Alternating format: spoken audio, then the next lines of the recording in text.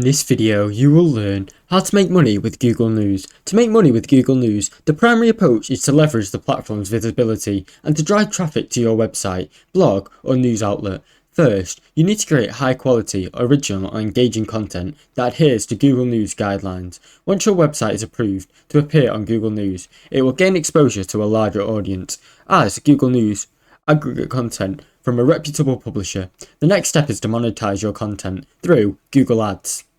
This can be done when placing an ad on your website through Google AdSense. You will earn money when users interact with these ads by either clicking or viewing them. Additionally, you can use affiliate marketing or sell your own products and services directly to your site. To maximize revenue, focus on producing timely, relevant news stories that attract more visitors and keep them engaged. Regularly updating your content and utilizing the best parts of SEO will help you increase your site's ranking and visibility on Google News. Then, drive even more traffic and boost your potential earnings. Thanks for watching. Don't forget to like and subscribe.